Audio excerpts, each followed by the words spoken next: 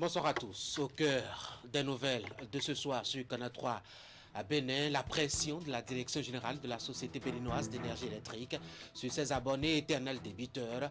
Une opération dite coupure au poteau est lancée contre eux pour les priver de l'énergie afin de les contraindre à s'acquitter de leurs obligations vis-à-vis de la structure. Nous irons à Abomey et à Boyko constater les agents SBE à pied d'œuvre pour l'application de cette mesure assez stricte. Le message du ministère du cadre de vie aux populations installées le long du littoral à Cotonou. Elles en ont jusqu'à vendredi pour quitter. Le projet dit de repeuplement de la côte atlantique avec des cocotiers importés entre dans sa phase active dès vendredi donc. Il devrait contribuer à reverdir l'espace ciblé et contribuer par ailleurs à lutter contre l'érosion côtière. Les détails explicatifs à suivre avec le ministre José Didier Tonato en charge du cadre de vie et du développement durable. Et pour les amoureux du cyclisme, un coup de pied à la pédale est prévu pour démarrer le 17 prochain au Bénin. C'est l'édition 2021 du Tour cycliste. Dans ce 19h30, les précisions sur les conditions de participation, l'itinéraire, la période et bien d'autres points utiles. Les organisateurs, ont tout dit à la presse lors d'une conférence organisée à ce sujet. Voilà pour les grands axes. Bienvenue aux nouvelles de Cotonou.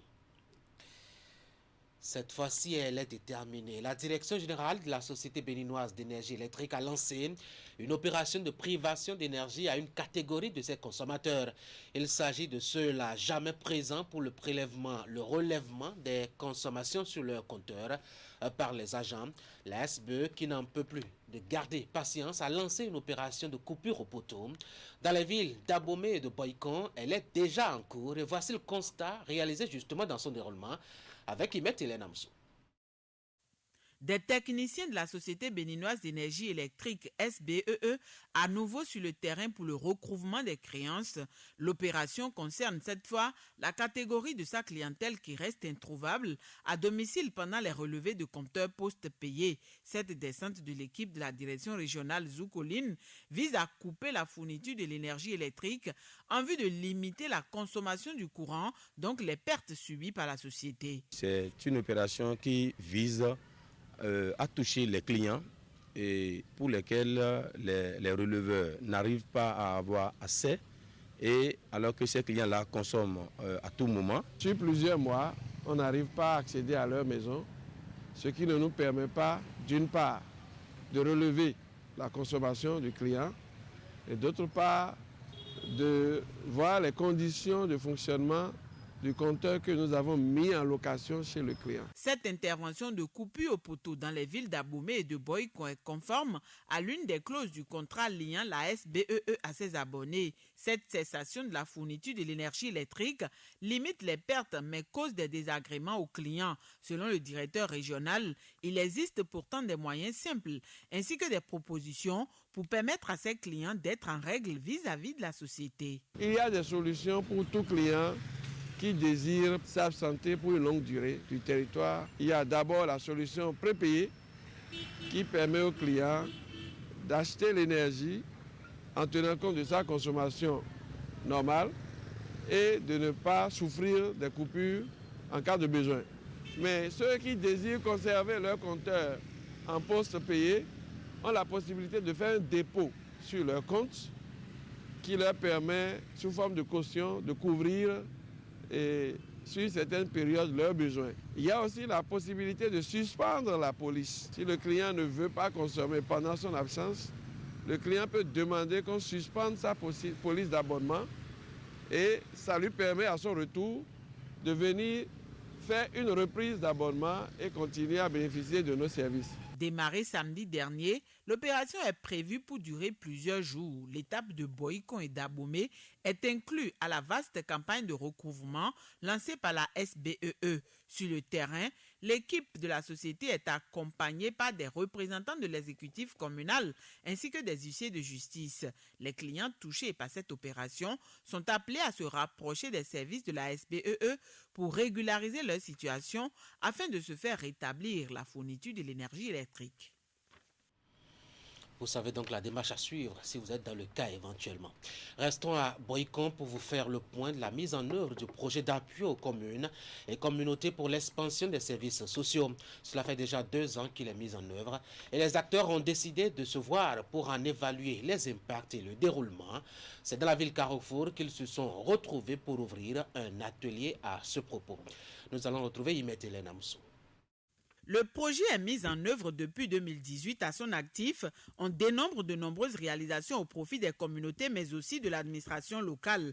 Après plus de 2 années d'expérimentation, les différents acteurs impliqués dans le projet d'appui aux communes et communautés pour l'expansion des services sociaux ACES se retrouvent pour un bilan à mi-parcours. Ces échanges avec l'équipe de coordination vont permettre de mieux conduire le reste des activités qui prennent fin en 2023. C'est une occasion vraiment cruciale pour le projet de partager les difficultés, de partager les avancées.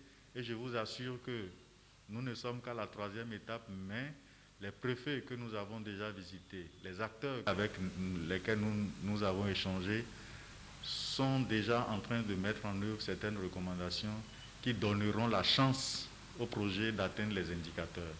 Beaucoup d'autres choses qui sont réalisées par ce projet. Il est donc normal qu'à un moment donné, nous puissions nous asseoir pour faire le point de tout ce qui est fait jusqu'à présent, d'une part, et de recueillir les préoccupations des services bénéficiaires, ceux qui représentent ici les services bénéficiaires, de recueillir leur avis, leurs préoccupations par rapport à tout ce qui est réalisé. En plus d'améliorer l'accès aux services sociaux de base, le projet ACES travaille également au renforcement de la protection civile. Les actions menées ont déjà impacté des milliers de citoyens béninois. À travers cet atelier, le 3e sur les 6 prévus, le ministère de la décentralisation procède pour sa part à un suivi-évaluation. À ces assises, les participants vont aussi revisiter les sous-projets, évaluer les difficultés et formuler des recommandations. Il sera donc question de faire le bilan global des activités menées par le projet au 31 mars 2021, de présenter le tableau de bord sur les indicateurs du projet ACES et probabilité d'atteinte, de présenter le guide simplifié pour la mise en œuvre des sous-projets à financer par les mairies sur ressources propres selon l'approche DCC. Passer en revue la mise en œuvre des recommandations ici de la revue à mi-parcours du projet par la Banque mondiale, de formuler les recommandations spécifiques dans le cadre de la présente revue et de visiter sur le terrain les réalisations du projet ACES. Financé par la Banque mondiale, le projet ACES vise à atténuer l'impact de l'extrême pauvreté. Outre d'autres aspects pris en compte, 18 000 bénéficiaires vont également recevoir dans 16 communes pendant 24 mois des transferts financiers. Après Boycon pour le compte des départements du Zou et des Collines, bien de rencontres sont prévues pour se tenir dans d'autres régions du pays. À l'occasion, les difficultés spécifiques seront recensées et des approches de solutions envisagées. Un autre atelier ouvert toujours hier, mais cette fois-ci à Cotonou. Il s'agit de celui consacré à l'authentification des titres d'identification délivrés par l'Agence nationale d'identification des personnes. C'est un rendez-vous purement technique et d'implémentation engagé par l'ANIP pour s'assurer que les papiers délivrés à distance jusque-là et qui circulent sont tous authentiques et conformes aux exigences de sécurité. Voici le compte rendu avec Nagui Balagui.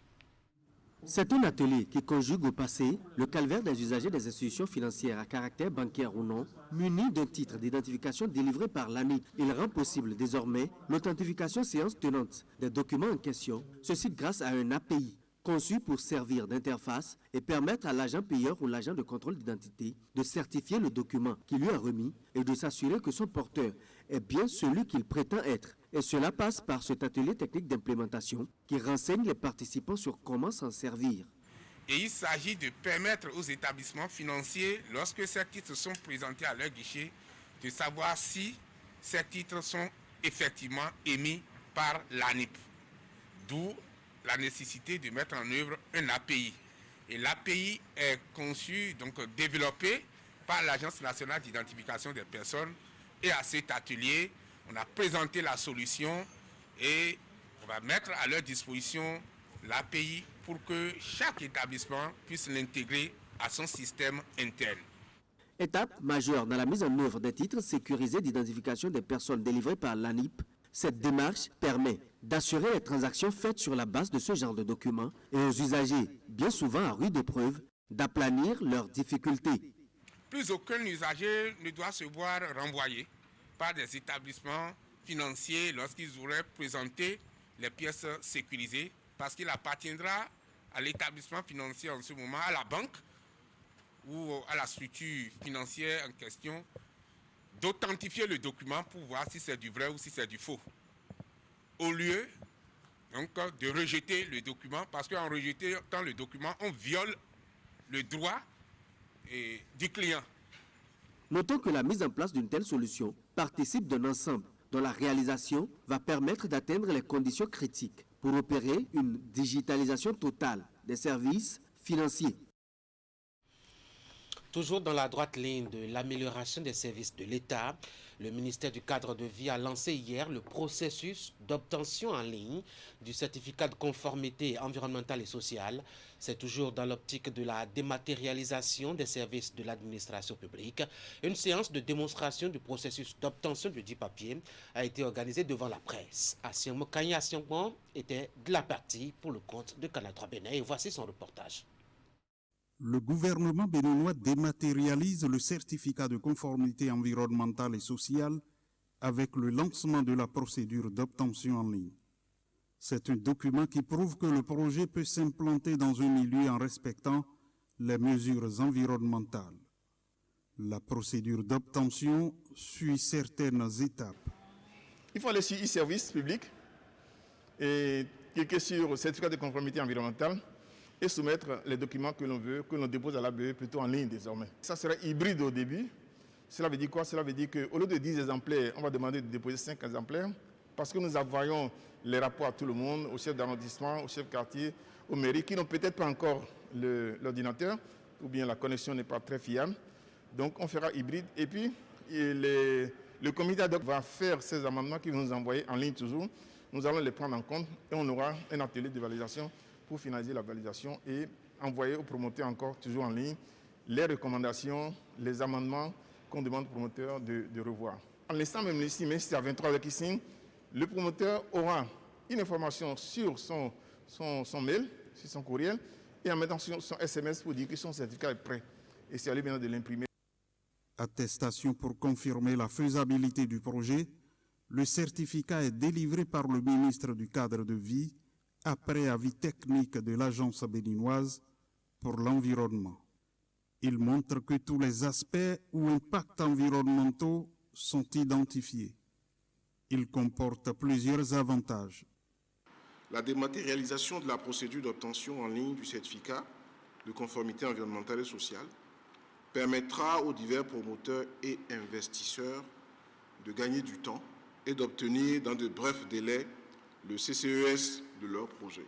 Les 10 promoteurs pourront être en contact permanent avec l'Agence béninoise pour l'environnement et auront désormais la possibilité de suivre l'évolution de leur dossier sans se déplacer.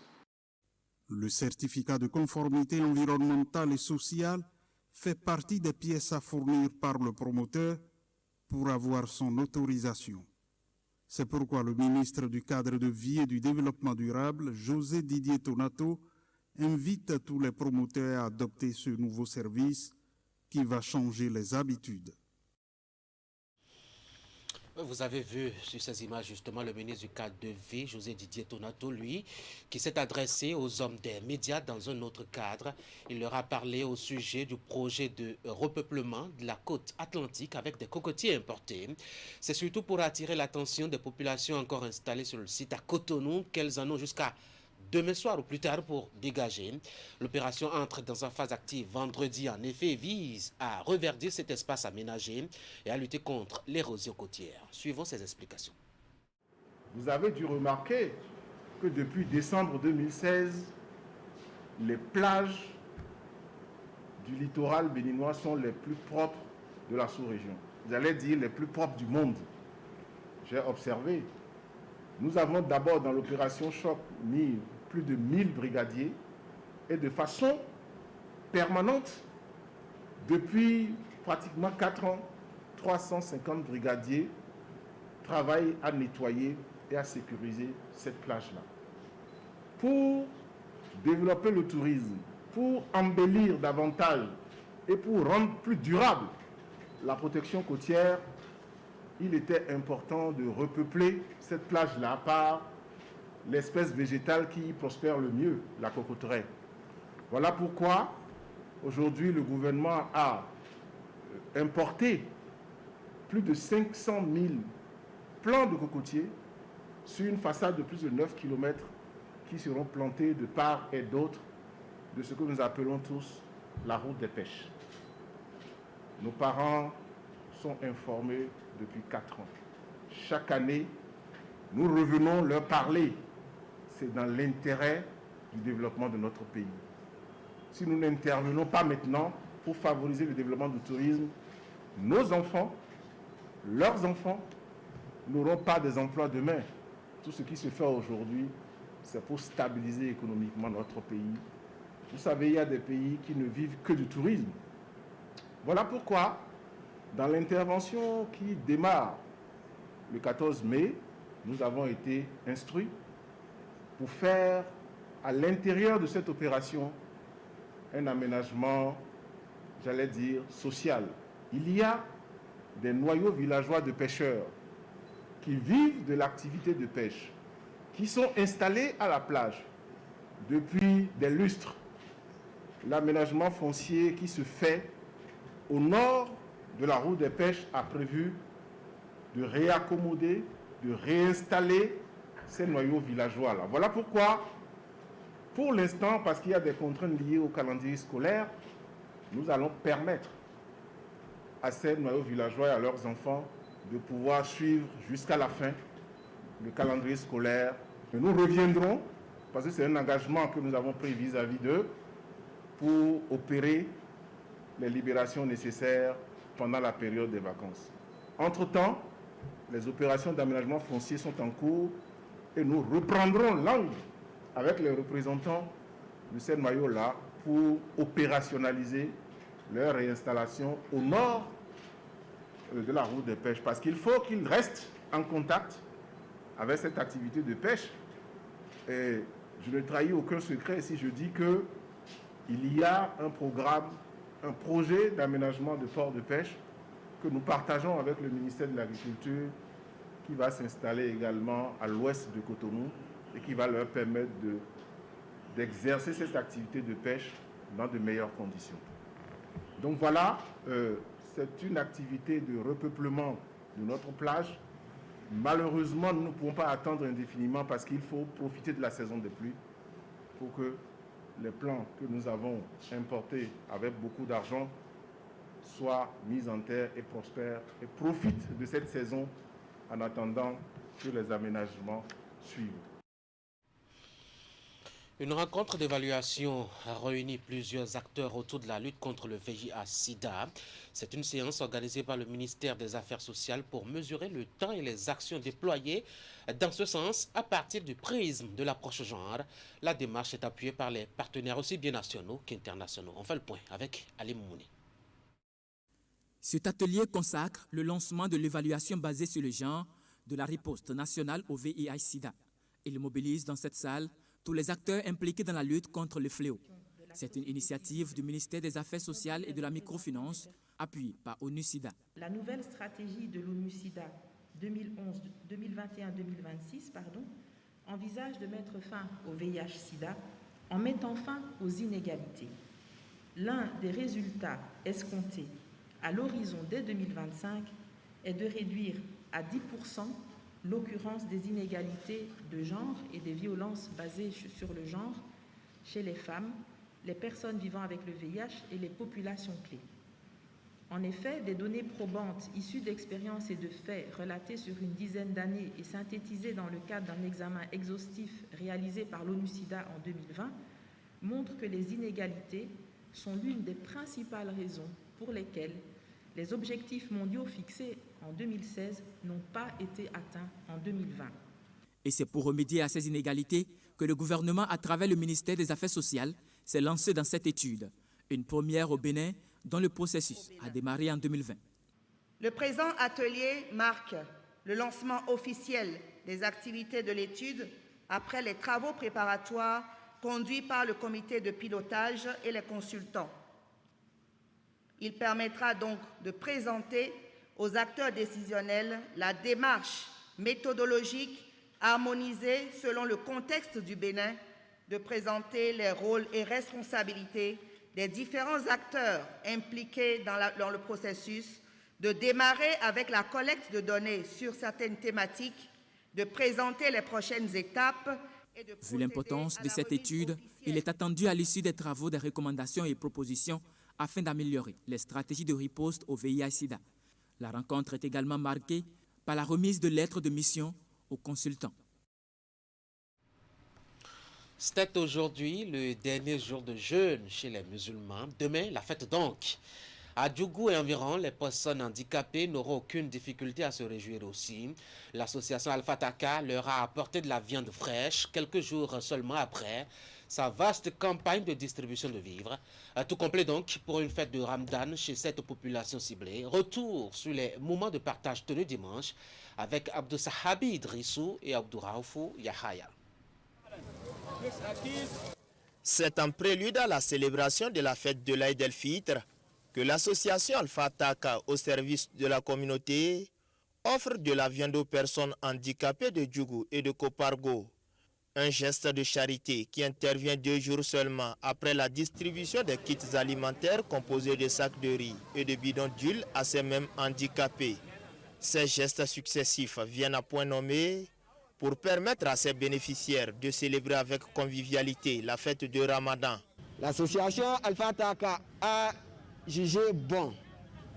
Pour que la fête soit belle, il faut non seulement le riz et huile végétale, mais aussi et surtout pour que la sauce soit bien garnie. Donc il fallait cette action de distribution de viande, de 5 kilos de viande pour vraiment garnir chaque sauce. Par cette action, nous remercions le Tout-Puissant, nous remercions notre partenaire de tous les jours, Al-Hidayah de Koweït. L'acte posé par cette ONG caritative en collaboration avec la mairie de Djougou s'inscrit dans le cadre d'une série d'activités entreprises pour soutenir les familles nécessiteuses en cette période de jeûne musulman. Il est l'expression de sa volonté et de son engagement à apporter son assistance permanente aux personnes vulnérables et c'est à juste titre que les bénéficiaires et les autorités à divers niveaux s'en réjouissent. Ce cadeau va nous permettre de fêter dans l'ambiance au même titre que des personnes supposées bien portantes. Nous profitons pour remercier également la mairie de Djougou qui ne ménage aucun effort pour appuyer l'association Alpha Taka dans ses actions. Le maire aurait souhaité être ici en personne pour diriger de maître cette cérémonie, mais il a été pris au dernier moment par d'autres obligations.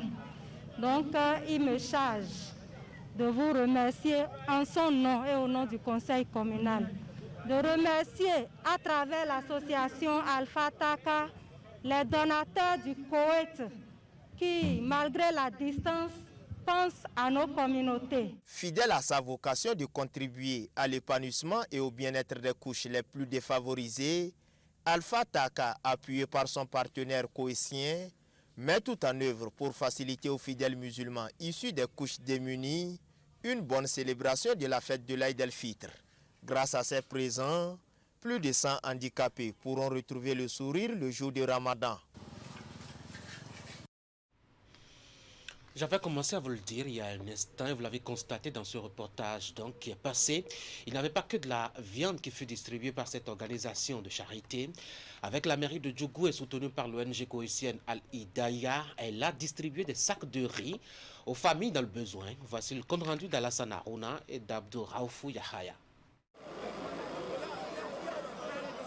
Pour permettre aux fidèles musulmans nécessiteux de la commune de Djougou de s'acquitter non seulement de la Zakat el-Fitr, mais aussi et surtout de célébrer avec faste la fête de l'Aïd el-Fitr, l'association Alpha Taka au service de la communauté met à leur disposition des sacs de riz. C'est une œuvre de charité et de solidarité qui intervient à la veille de la célébration de l'Aïd el-Fitr couronnement de 30 jours de jeûne chez les fidèles musulmans. Nous voici la veille de la fête. Et pour l'Alpha Taka, les démunis doivent être aussi en joie. Raison pour laquelle il a décidé de chercher ce don de vivre en collaboration avec la mairie de Djougou. Honorables invités, chers bénéficiaires, disons merci à notre partenaire Al-Hidayah de Koweït qui est toujours disponible à nous aider.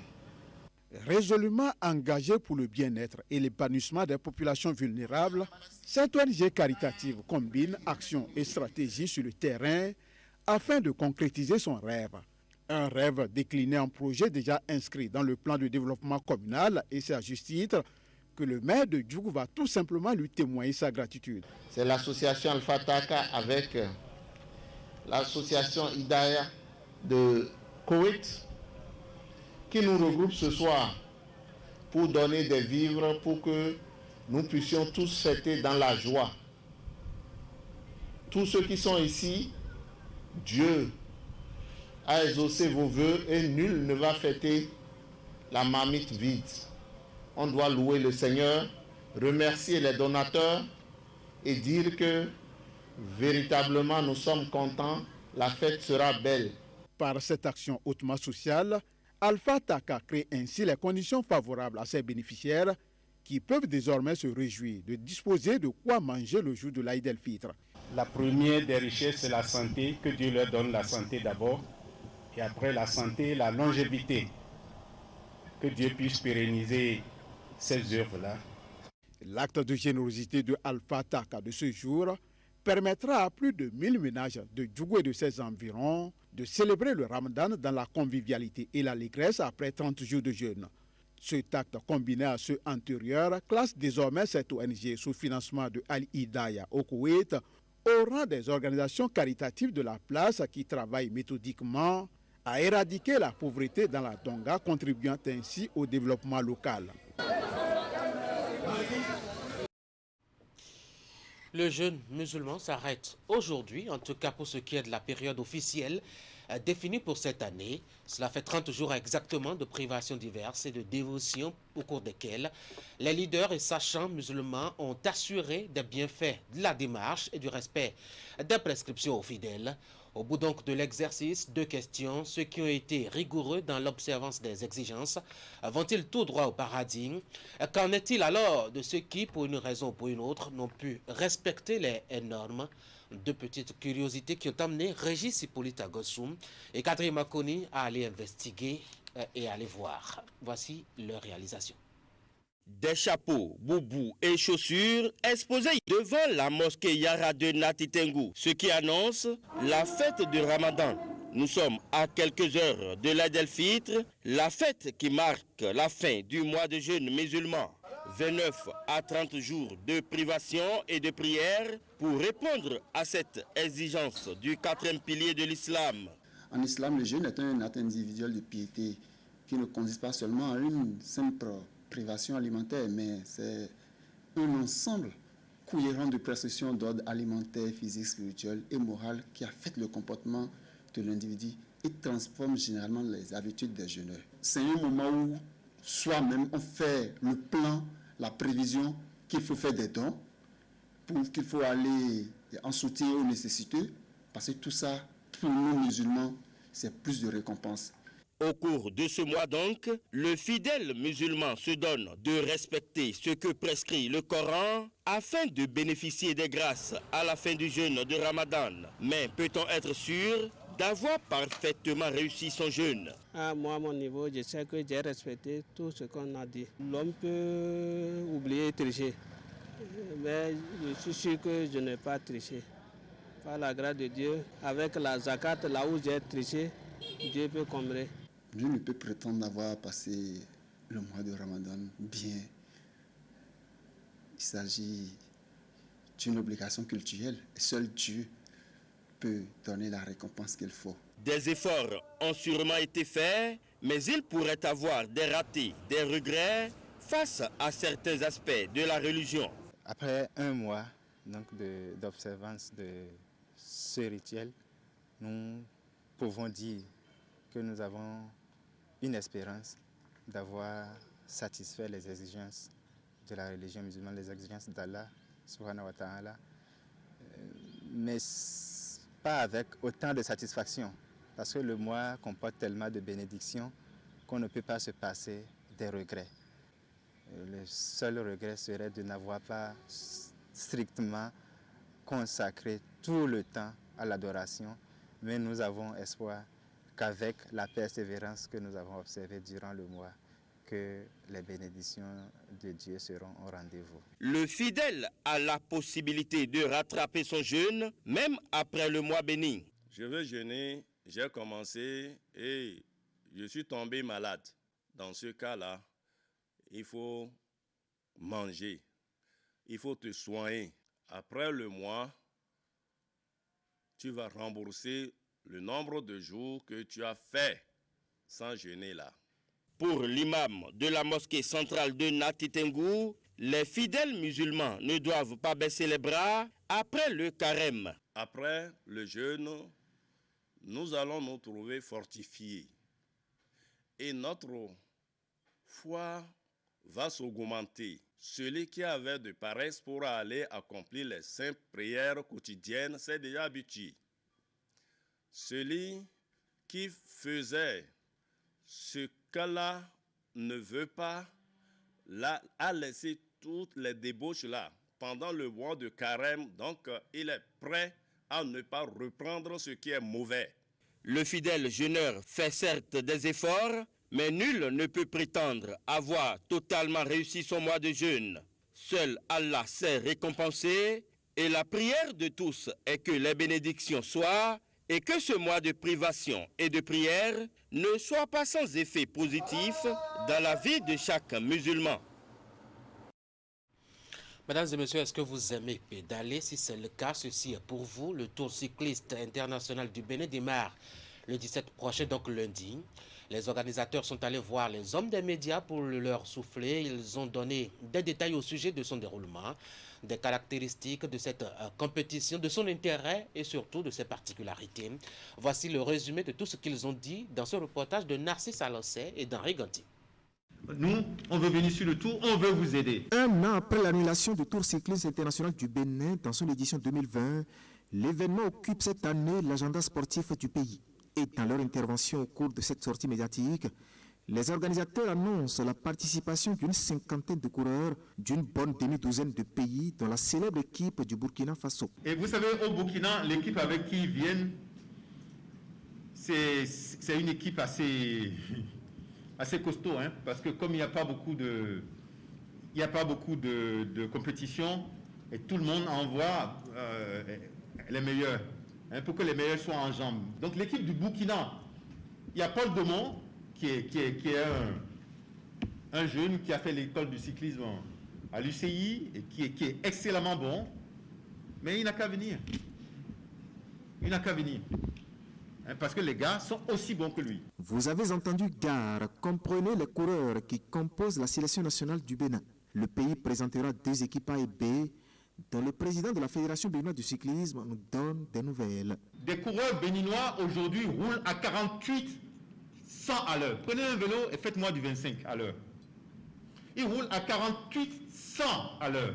Ils ont un matériel de malade. Si vous suivez le cyclisme mondial, je viens de racheter tous les vélos contre la montre de l'équipe Dora. Je les ai eus. Donc nous n'avons rien.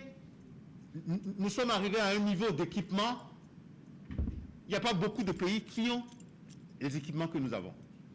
Donc ils sont très en forme. Ça fait déjà pratiquement 3 semaines qu'ils sont entre Boukoumbe et Djougou en train de s'entraîner. Les gars peuvent gagner. Selon le conférencier, les coureurs ont atteint ce niveau athlétique grâce à la régularité observée ces dernières années dans la participation aux compétitions internationales. L'équipe participe au championnat d'Afrique, à la Coupe des Nations. On n'a jamais raté la Coupe des Nations grâce à Sauvebras. Et ça coûte au minimum 15 millions parce que c'est une affaire de souveraineté. L'État ne peut pas nous donner cette somme-là. Seul le Bénin fait ça. Il n'y a pas beaucoup de pays qui le font. Et les gars roulent avec les meilleurs champions africains. Le Bénin, lui, abritera cette année le 16e tour cycliste international de son histoire. 6 étapes sont prévues pour 632 km à parcourir, en compagnie des sponsors traditionnels, notamment la Société béninoise de brasserie. Le cyclisme a des valeurs qui sont celles que nous, la Sobébra, partageons, ces valeurs d'endurance, ces valeurs de résilience, ce sport qui est un sport, probablement un des seuls sports qui va au contact du public. Elle va aussi distribuer de nombreux lots et gadgets à l'embellissement de la vie des populations au travers de cartes podium, avec des fêtes, avec de la joie, de la musique et de la bonne humeur. Tout commence le lundi 17 mai prochain avec la première étape longue de 123 km entre Djougou et Boukoumbe. Après les 632 km, l'arrivée est prévue pour le samedi 22 mai prochain à Cotonou, où les prix seront distribués aux meilleurs. Une semaine de fête donc, apprêtez vos vélos. Mesdames et messieurs, rapidement cette information, il y a eu Conseil des ministres aujourd'hui, plusieurs décisions ont été prises à l'occasion. On peut citer entre autres la dissolution du FITEB, le Festival international du théâtre du Bénin, avec la création d'une autre structure en ses lieux et places. Nous avons aussi la nomination d'un nouveau médiateur de la République pour remplacer Joseph Nyolonfou, dont le mandat, vous le savez, a expiré depuis des lustres. Il y a l'officialisation de l'équipe désormais au complet du Conseil électoral. Ses membres, 5 sont désormais donc connus. Il y a aussi le renouvellement de l'équipe de l'autorité de régulation des marchés publics. Tout cela, vous les aurez dans le point que vous présentera certainement Canal 3 Bénin lors de ses prochaines éditions du journal télévisé. Ce journal va s'achever. C'est aujourd'hui la fin du jeûne chez les musulmans. Nous avons fait un tour à Nati Tengu pour interroger les personnes avisées au sujet des intérêts pour le fidèle musulman qui a pu observer les prescriptions. On s'est aussi intéressé au cas de ceux qui, pour une raison ou pour une autre, n'ont pas pu rester très fidèles aux exigences. Régis Polita Gosso nous a proposé une belle enquête, vous l'aviez suivi. Depuis quelques jours, la direction générale de la Société béninoise d'énergie électrique a lancé une opération de suspension de la ligne d'alimentation à certains de ses abonnés. Il s'agit de ceux qui n'ont pas pu lui permettre de relever les compteurs pour le paiement des factures. L'opération a commencé déjà dans les villes comme Abomey et Boycon et s'appelle Coupure au poteau. Imet Elena Moussou est allé voir de près pour nous. Il y a le tour cycliste du Bénin qui démarre lundi prochain. Ce sera une belle occasion de fête et de sport dans la convivialité. C'est l'assurance des organisateurs aux hommes des médias qu'ils ont rencontrés hier. Ils ont donné à l'occasion tous les détails liés à la tenue de cette rencontre sportive. Nancy Salossé nous a dit ce qu'il a entendu et vu pendant cette séance-là. Voilà, c'est la fin de ce journal. Merci d'avoir été là. Bonne fête de Ramadan à tous les musulmans et bonne fête de l'Ascension aux chrétiens qui nous ont suivis. Vous passez une excellente soirée. À demain, 19h30.